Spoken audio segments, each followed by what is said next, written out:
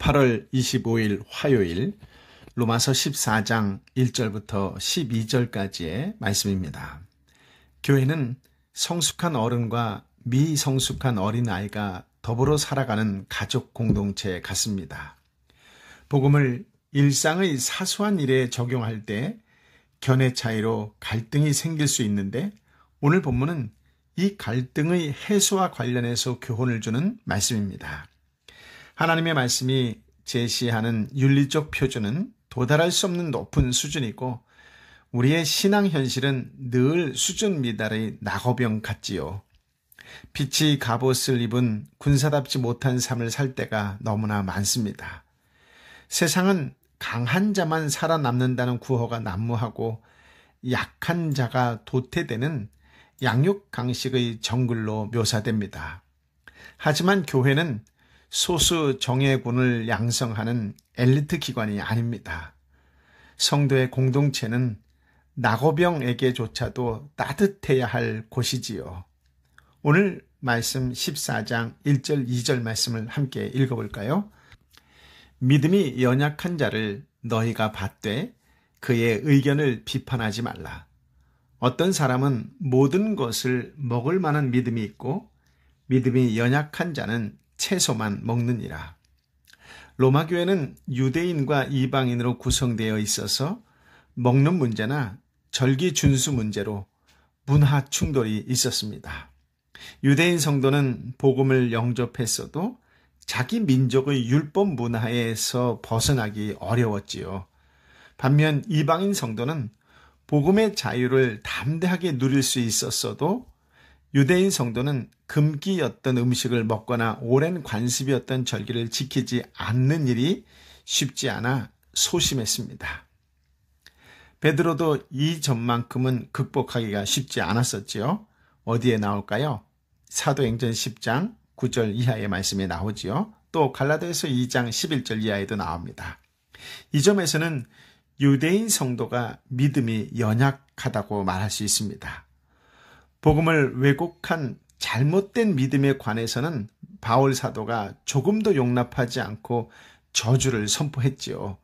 하지만 이 단락은 그런 믿음의 유무를 다루는 그런 문제가 아닙니다. 왜냐하면 오늘 주어진 본문은 신앙의 본질에 관한 말씀이 아니라 비본질에 관한 말씀이기 때문입니다.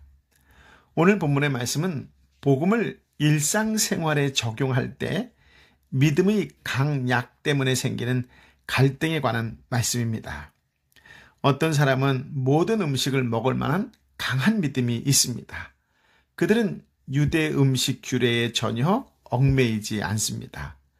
정하거나 부정한 동물을 가리지 않고 무엇이라도 소화하는 강한 위장을 가진 셈이지요. 그런데 음식 규례에서 벗어나지 못한 연약한 자도 있습니다. 그들은 부정한 동물을 먹는 일에 깨름직함을 느끼지요.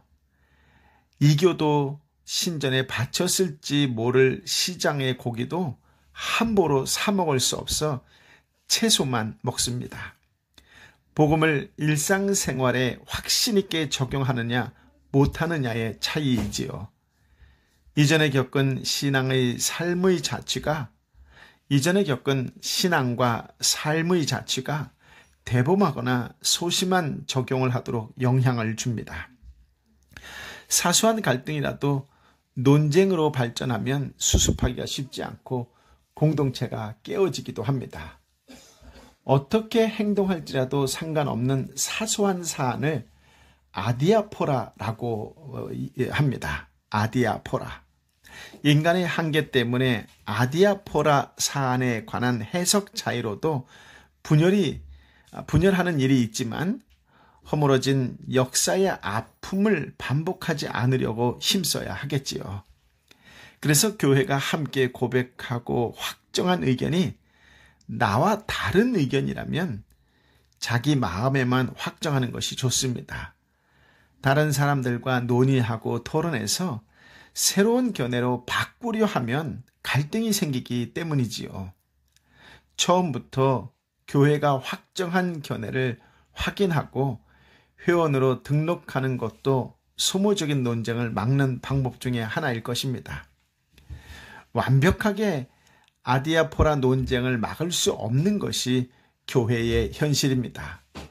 바울도 사도행전 15장 39절 40절 말씀을 보면 다른 사역자와 심하게 다투어 갈라선 일이 있었지요.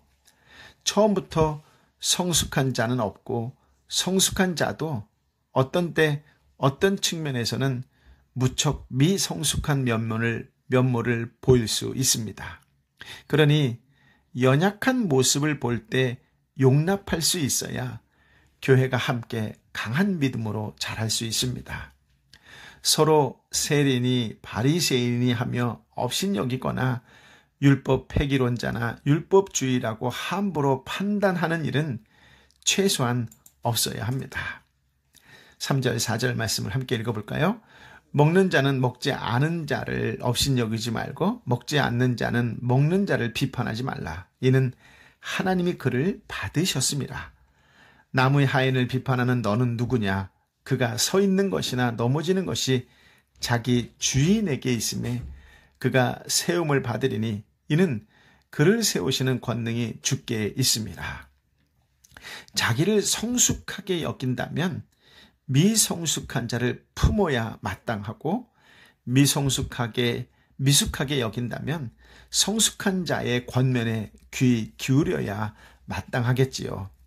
하나님께서 받으셨으니 믿음의 강약 때문에 서로 공격하는 일 없이 더불어 살려고 애써야 합니다. 성도의 행위를 판단할 주권은 오직 주님께만 있습니다. 직분자든 무직분자든 다 주님의 하인입니다. 하인은 다른 하인의 양심과 행위를 좌지우지하거나 판단할 권리가 없으며 그의 믿음을 세울 권능도 없습니다.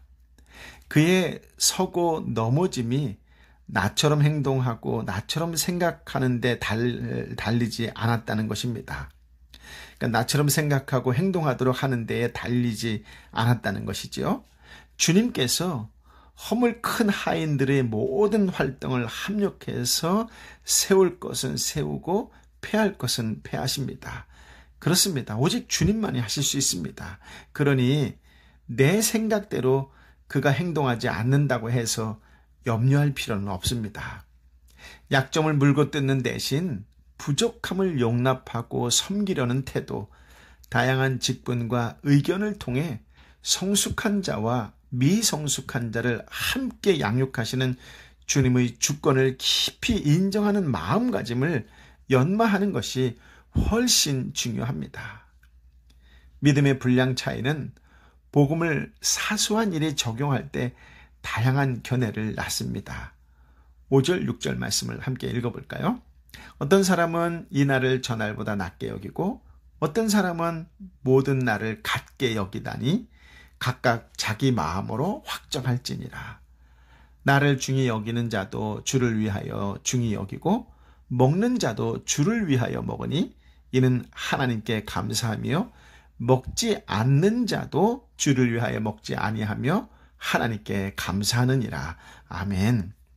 그러니까 각자 자기 양심의 판단대로 한 일이 교회의 무질서와 혼란을 일으킨다면 회의를 통해 공식 견해를 밝힐 수 있습니다. 이때 한 표만 투표권을 행사하면 다양한 견해에 대해 똑같은 가치로 존중하는 셈이지요. 투표 결과를 함께 존중하고 따른다면 교회는 다양성 속에서 통일된 질서를 갖출 것입니다. 회의 결과를 무시한 채 계속 자기 견해를 주장하고 관찰하려는 사람은 다양한 생각의 하인들을 두신 주님의 주권을 무시하는 것이고 주님의 마음보다 내 마음에 드는 교회를 만들려는 것이며 내게 허락된 한 표 이상의 권위를 행사하려는 것이니 옳지 않습니다. 마음의 확정한 내용은 각 사람이 다를 수 있지만 그 확정은 똑같은 목적 아래 이루어져야 합니다. 나를 중요하게 여기는 자도 주를 위하여, 먹는 자도 주를 위하여 확정해야 합니다. 그렇게 해야 투표 결과가 내 마음에 확정한 것과 같아도 하나님께 감사할 수 있고 달라도 하나님께 감사할 수 있습니다. 하늘이 땅보다 높음같이 내 생각보다 주님의 생각이 더 높으신 줄 인정하면서 모든 것을 하나님의 주권에 맡길 수 있지요. 교회는 교회의 유익을 위해 사려 깊지 않은 행동을 막거나 기존의 전통들을 바꾸어야 할 때도 있습니다. 하지만 논쟁이 성도들의 주특기가 되거나 연약한 자를 신문하는 차가운 법정 같은 모임이 되지 않도록 서로 조심해야 합니다. 주님과 그분의 교회를 위한 대화가 되고 대화 끝에 하나님께 감사할 수 있도록 서로 존중해야 합니다. 7절, 8절 말씀을 함께 읽어볼까요? 우리 중에 아무도 자기만을 위해 사는 사람이 없고 자기만을 위해 죽는 사람도 없습니다. 우리는 살아도 주를 위해 살고 죽어도 주를 위해 죽습니다. 그러므로 죽든지 살든지 우리는 주의 것입니다. 아멘. 성도는 죽고 사는 문제조차 자기를 위하여 결정하지 않는 독특한 인생관을 갖춘 사람입니다. 살아도 주를 위하여, 살고 죽어도 주를 위하여 죽으려 하지요. 삶의 중요한 문제뿐 아니라 먹고 마시는 사소한 문제까지도 하나님의 영광을 위하여 합니다. 나와 내 가족을 위해서도 아니고 조국과 인류를 위해서조차 아닙니다. 오직 주님을 위해서입니다. 늘 이 목적에 걸맞게 살아내지는 못하고 실패를 반복하면서도 이 목적을 포기할 수 없는 이유가 무엇일까요? 사나 죽으나 우리가 주의 것이라는 것을 알기 때문입니다. 주님을 부르는 자는 자기를 그분의 종, 곧 그분의 뜻대로 살아야 할 신분인 줄 인정한 사람이지요. 왕국의 관점에서는 하나님의 백성으로, 가정의 관점에서는 하나님의 자녀로, 사역의 관점에서는 하나님의 종, 하나님의 하인으로 사는 사람입니다. 그러니 주님의 뜻에 명백하게 어긋나지 않는 사안은 내 의견과 다를 때 다 양보할 자세로 살아야 합니다. 예수 그리스도께서 나를 위해 항상 그리 하셨던 것처럼 그를 위해 내가 죽어야 합니다. 내 자존심을 죽이고 내 의견을 죽여야 하지요. 9절부터 12절까지의 말씀을 함께 읽어볼까요? 이를 위해 그리스도께서 죽었다가 다시 살아나셨으니 이는 죽은 사람과 산 사람의 주가 되시기 위함이었습니다. 그런데 그들은 왜 그대의 형제를 판단합니까? 왜 그대의 형제를 업신여깁니까? 우리가 모두 하나님의 심판대 앞에 설 텐데 말입니다. 기록되기를 주께서 말씀하시기를 내가 살아있으니 모든 무릎이 내 앞에 꿇을 것이요 모든 혀가 하나님께 찬송할 것이다 라고 했습니다. 이와 같이 우리가 각각 자기의 일을 하나님께 사실대로 말씀드릴 것입니다. 아멘. 우리를 이러한 하인으로 삼으시려고 예수 그리스도께서 죽었다가 다시 살아나셨습니다. 마귀의 종노릇에서 나를 구원하신 이유는 내가 내 인생의 주인이 되어 살도록 하려 하심이 아닙니다. 내 꿈을 교회에서 펼치기 위해 예수님을 마술램프 거인처럼 부려도 좋다고 하신 일이 없습니다. 꿈꾼 내용이 정당할지라도 예수 그리스도를 내 꿈 성취 도구로 삼는 태도 자체가 사악한 것이지요. 그 꿈을 아무리 거룩한 야망으로 포장해도 주인과 하인, 주인과 종을 바꾸는 태도이기 때문입니다. 주님께서 십자가에 죽으시고 부활하신 것은 나를 포함해서 죽은 자와 산 자의 주가 되시려고 그리 하셨습니다. 그렇다면 예배당에 모일 때든 내 삶의 현장에 흩어질 때든 그분께서 나의 주님이심을 확실히 드러내야 하겠지요. 성도의 공동체에서 주님이라는 호칭만큼 흔한 것이 드문데 진정으로 주님이심을 인정하는 태도 역시 드물다는 것이 매우 안타깝습니다. 참으로 마음 깊이 주님의 주권을 인정하면서 형제를 대했는지는 역사의 한 날에 주님의 심판대 앞에서 공정한 판정을 받을 것입니다. 형제에게 복음을 잘 설명하려는 사랑 어린 마음이었는지, 형제를 판단하고 업신여긴 냉정한 마음이었는지 하나님 앞에 모두 자백하게 될 것입니다. 형제는 속일 수 있을지라도 하나님을 속일 수는 없으니 각자 자기 일을 하나님께 사실대로 말씀드릴 것입니다. 그러니 성도 한 사람 한 사람이 형제의 죄에 간섭하며 그의 생각과 행동을 고쳐주는 데 애쓸 것이 아닙니다. 각자 하나님 앞에 자기를 정결하게 유지하는 데 힘쓰는 것이고, 직분자들은 자기 직무에 힘써야 합니다. 똑같이 주를 위하려는 마음을 품었을지라도 각자 옳다고 마음에 확정한 행동은 상반될 수 있습니다. 내가 대단히 중요하다고 생각한 점을 다른 사람은 별로 중요하지 않다고 생각할 수도 있지요.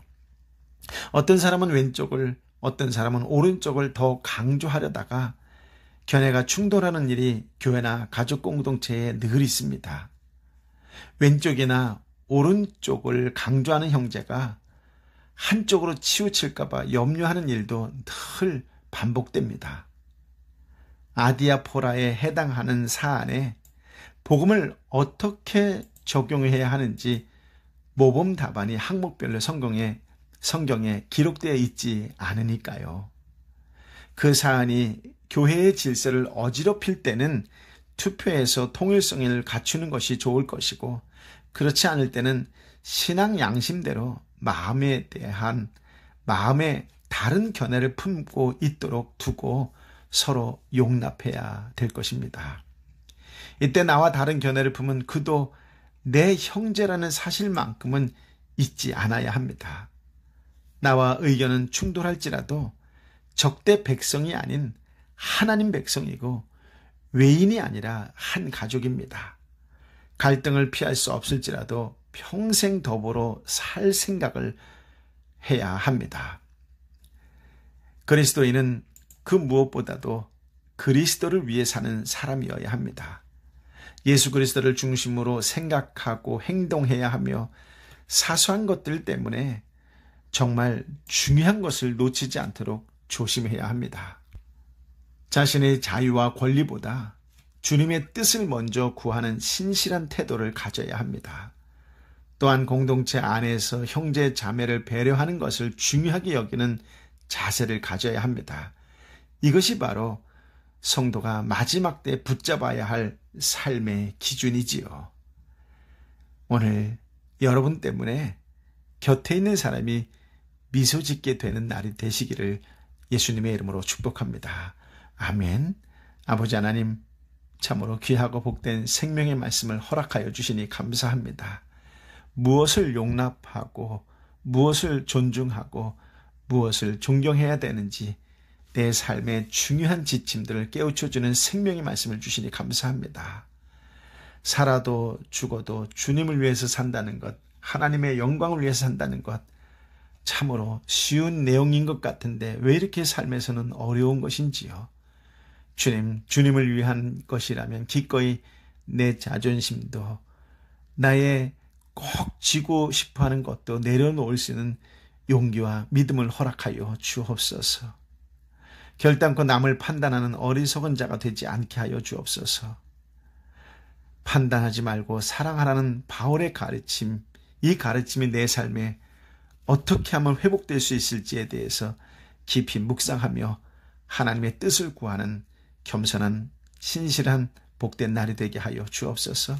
그렇게 깨달아지는 하나님의 말씀 때문에 내 삶의 변화로 인하여 내 주변이 따뜻해지고 미소 짓게 되는 하늘의 영광이 드러나는 그런 날이 되게 하여 주옵소서. 누군가 그랬지요. 본질에는 일치를, 비본질에는 자유를, 그리고 모든 곳에는 사랑을.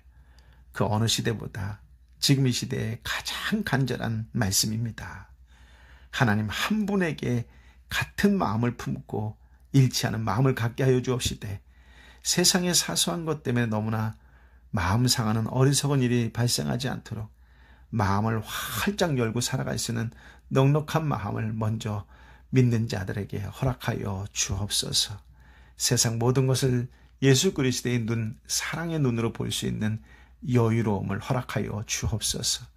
육신의 연약함 때문에 아파하고 힘들어하고 지쳐있는 영혼에게도 이 넉넉한 예수 그리스도의 사랑과 은혜를 부어 주옵소서. 이제는 길이요 진리요 생명 되신 우리 주님 예수 그리스도의 은혜와 아버지 하나님의 크신 사랑과 성령 하나님의 위로 역사 교통 충만하심이 오늘 주신 말씀을 붙잡고 말씀에 순종하며 오늘 내 삶을 통하여 누군가 힘을 얻고 위로를 얻고 미소 짓게 하는 성령의 사람으로 신실한 그리스도인의 한 사람으로 살겠습니다라고 말씀 앞에 결단하고 결심하는 하나님의 사람들 한 사람 한 사람 머리 위에 오늘 저들이 만나는 모든 하나님의 사람들 한 사람 한 사람 가운데에 특별히 내 사랑하는 열방의 선교사님 한 분 한 분 가운데에 선교지 위에 함께하여 주옵기를 간절히 축원하옵나이다.